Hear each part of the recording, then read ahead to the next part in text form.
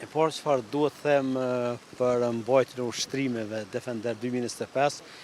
që është mbajtur në shumë shtete, duke filluar në Shqipëri, në Kroaci dhe në vendet e tjera, dhe përfshirja e Kosovës në Defender 2025 është një sinjal pozitiv dhe një gatishmëri e Aleancës Veriatlantike dhe Shtetet e Bashkuara të Amerikës në veçanti se Kosova është pjesë strategjike e vendeve të NATO-s, por edhe Shtetet e Bashkuara të Amerikës. Dhe në një farë forme është një sinjal pozitiv dhe një sinjal përçues ndaj Serbisë dhe të gjithë atyre që nuk ja duan të mirën Kosovës, se Kosova është rreshtuar krah vendeve perëndimore, për krah Aleancës Veriatlantike dhe se në një të afërme, jo të largët, Kosova do të jetë pjesë e Aleancës Veriatlantike dhe me angazhimin e ushtrisë të Kosovës, Kosova nuk do të konsumoj siguri, por ajo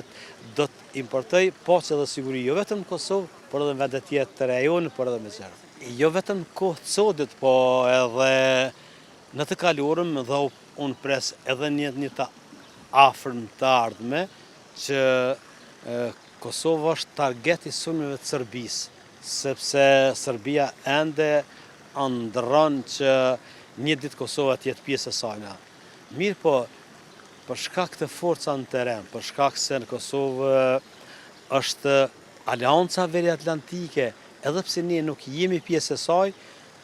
me rezolutën e 244 sovranitetin dhe integritetin territorial të Kosovës e garanton NATO-ja. Prandaj çdo tentativë, çdo tendencë në një sulm klasik brenda territorit të Kosovës, do thotë sulm ndaj Aleancës. Dhe të njëjtën kohë, Forca e Sigurisë të Kosovës gjithnjë më tepër po konsolidohet dhe po e merr formën me trajtin e një ushtrie moderne, e cila do të prodhojë paqe dhe siguri jo vetëm në Kosovë, por edhe në rajon. Prandaj unë konsideroj që pjesëmarrjen në Defender 2025 e përçoj një mesazh edhe për Serbinë që mos të guxojë që të ndërmarrë ndonjë veprim avanturez. Ndërsa sa i përket sulmeve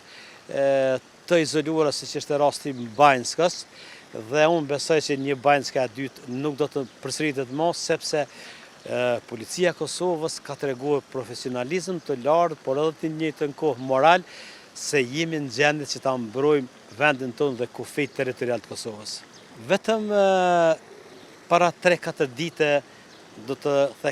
theksoj një rast të veçantë ku kinse një maturant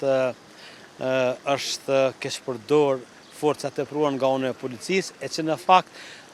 kamerat gjithçka e kanë të xhiruar dhe asnjë forcë nuk është përdorur ndaj tij, pra mënyra se si ai është ndalur ose është stopuar